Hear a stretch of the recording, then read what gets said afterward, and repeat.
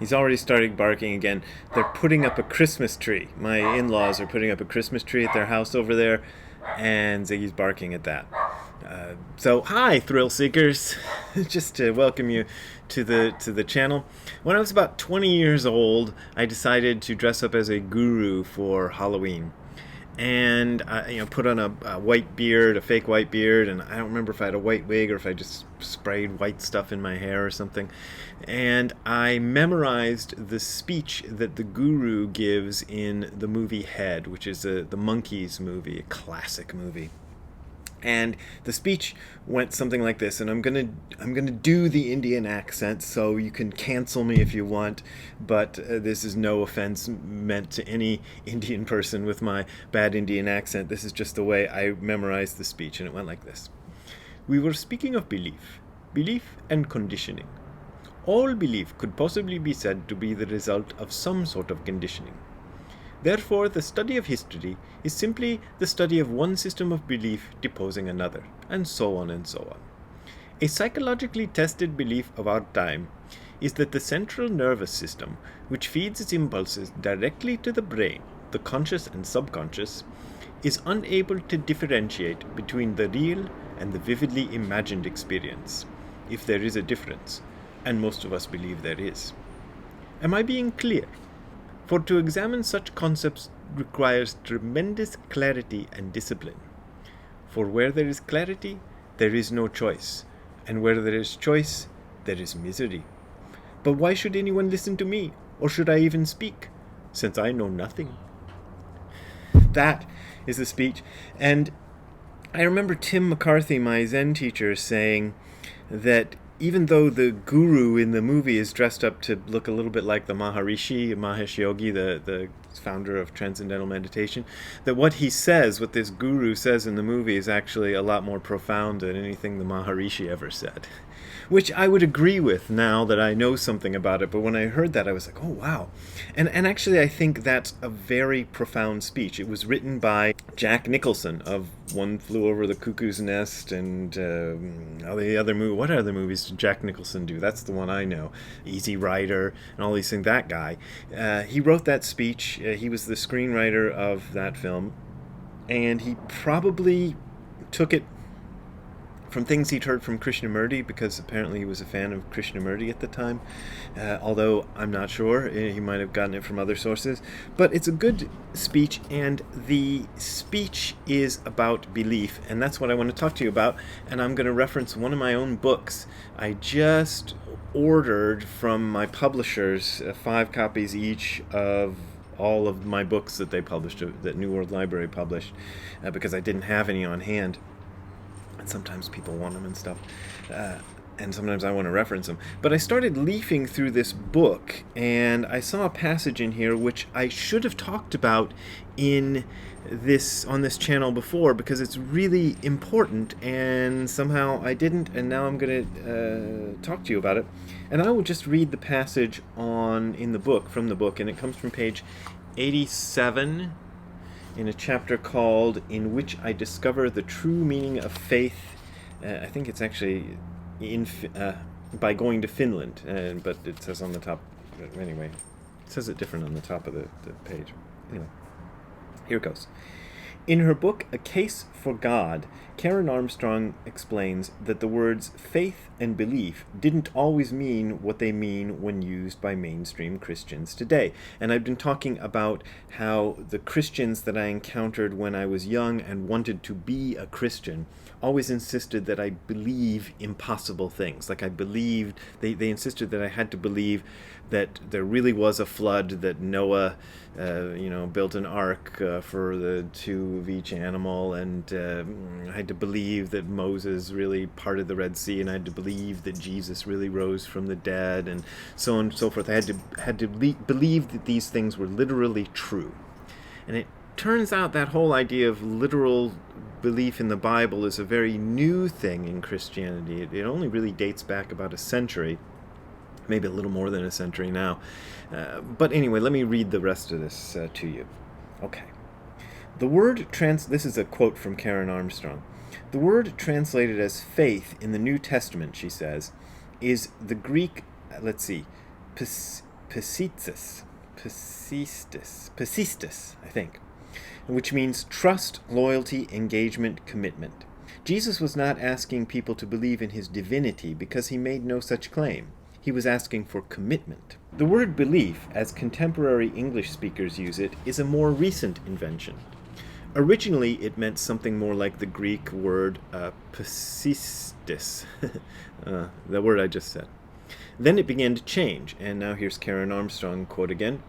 In the 17th century, Armstrong says, as our concept of knowledge became more theoretical, the word belief started to be used to describe an intellectual assent to a hypothetical and often dubious proposition. Scientists and philosophers, this is me again, scientists and philosophers started to adopt it, thereby shaping the word's meaning into its current form. So when people say you have to believe that the Bible is literally true, they're not even being true to the Bible's use of the word belief or the use of the word faith because they don't understand the origin, and they're getting mixed up between the current understanding of what belief means and a past idea of what belief meant when it was used in the context of the Bible. It was more about loyalty and trust and commitment, and not about accepting something as true which you could not verify for yourself. But in the age of science, there are a lot of things that a lay person cannot verify for themselves that we are asked to believe is true. I mean, even a simple one like the germ theory. I mean, nobody can see germs, but we are asked to believe that germs are real, and I believe germs are real. And actually, it's probably a terrible example because you can actually use a microscope and see certain kinds of bacteria and things, but you can't see viruses unless you have like an electron microscope, and who's got one of those? I don't know if you can even see them with an electron microscope. There's a good question for you.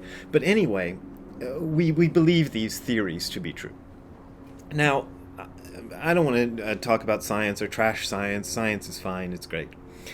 What I want to talk about is belief in terms of Buddhism. Because Buddhism, as I often say, doesn't depend on belief. You don't have to believe in the mythologies and cosmologies that Buddhists put out in order to practice Buddhism. You don't have to, for example, believe in reincarnation. You don't have to believe Buddha even existed. You don't have to believe all the miracle stories, for example. There are miracle stories attributed to Buddha. And I remember distinctly that the first question I raised my hand and asked as a little sprout in Tim McCarthy's class on Zen Buddhism that I took, that was my entire introduction to what Zen Buddhism was are there miracle stories in Buddhism? And the reason I wanted to know if there were miracle stories in Buddhism was because I had just I was going through this thing of trying to believe in Christianity and being told. I remember specifically going to the student center at Kent State, and there was a guy from the Campus Christian Ministries, and they had a big poster that said, what did it say? Oh, repent and turn to God, and it was in the logo of Raiders of the Lost Ark. So like where it would have said Raiders of the Lost Ark, it was like repent and turn to God. They'd written it like that. And I had a big conversation with this guy about the matter of belief. And he was explaining to me how important it was that we believe that the Bible is literally true. And now that Buddhism has become a factor, I don't know if that's the word, something that's well known in the West and being practiced by a lot of Buddhists, I've seen the same idea of literal belief being shoved into Buddhism, and it even has come up on this video channel before. A couple of times I've done videos where I have talked about well, what I just said, that you don't have to literally believe reincarnation is true. And certain Buddhists, usually American Buddhists, sometimes British Buddhists, will get into the comments section saying that no, you have to believe that reincarnation is literally true, or you're not a real Buddhist. I stopped the video and started there because I can't remember the term, and I still can't remember the term that they use, but they kept using a term that the best I can think of is literal rebirth. I don't think they said literal rebirth, but I just looked up every synonym for the word literal that I could find on the internet, and it wasn't any of them. So maybe they said literal rebirth. Anyway, they said you had to believe in literal rebirth, let's say. Or you weren't a good Buddhist, or I might get somebody coming up on the comments for this video. Oh, and by the way, I just put up a new podcast, and the podcast happens to be about rebirth and reincarnation. So go to Hardcore Zen, the podcast, and go listen to that. Not enough of you are listening to these podcasts, and I think some of them are pretty good, even if I do say so myself. But there's my talk about rebirth. So this idea of belief is something new, and I think we need to understand that and understand the origins for our current meaning for the word belief, and understand that it doesn't apply to the past. So I don't even know if we were ever supposed to believe that I don't know, the Noah's Ark flood happened. I don't think people in the past thought of it that way. They thought of it totally differently. But whatever people in the past thought of, I don't believe that belief is that important.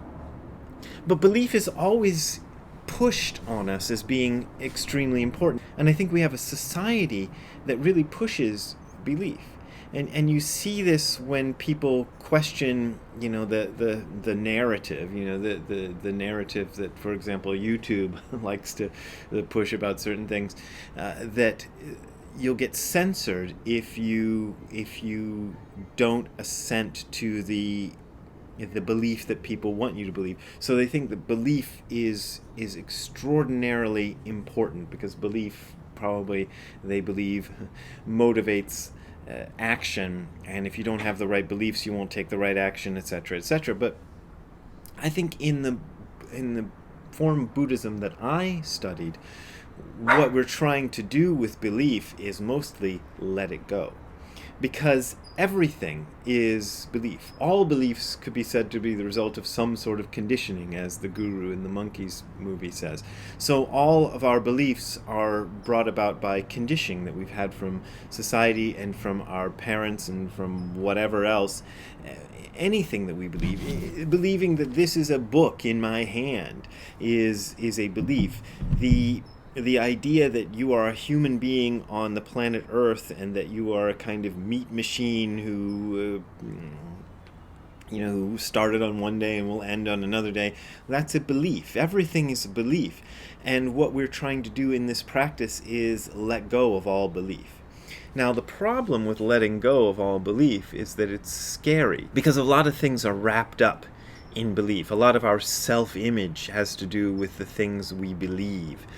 And so learning to let go of belief is difficult. And that's, I think, one of the places where you might find you have a need for a teacher. You might find that you have a need for somebody to bounce this off of, because you're going to go through a patch. Well, I always avoid saying you're going to do it, because some people get upset if I say that. I have gone through patches where letting go of beliefs felt like a little like falling off a precipice with nothing to grab onto, because I'm trying to psychologically grab onto my beliefs, and I'm finding all of them are crumbling. And that's one of the things that this practice will do eventually, if you pursue it long enough, is that you'll start, well, again, I shouldn't say you.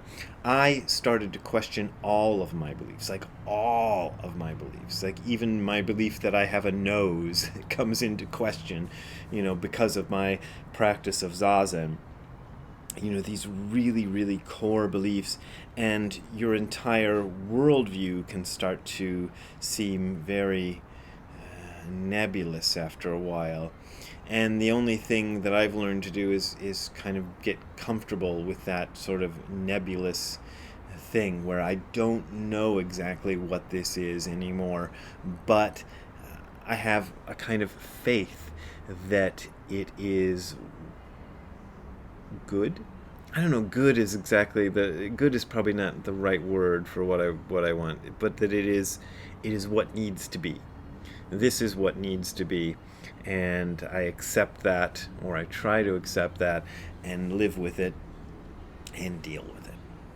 So, if you believe in the things I put on these video channels, oh, that was a good transition, you can go to the URL you're seeing on the screen in front of you, which is hardcorezen.info/donate. That is hardcorezen.info/donate.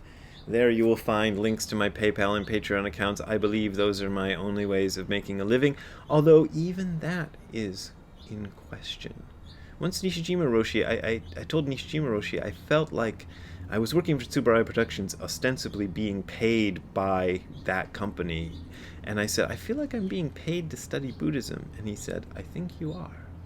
Anyway, I believe that the money you send me will help support me, and so I appreciate it.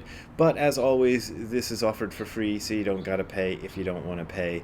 And anyway, we will see you next time. Have a good time all the time. Bye. Hey, Ziggy. Hey, Ziggy, what do you believe? Do you believe there's a dog over there barking at you? No. You're not interested in discussing belief anymore, Ziggy? All right. I'll leave you to it. Bye.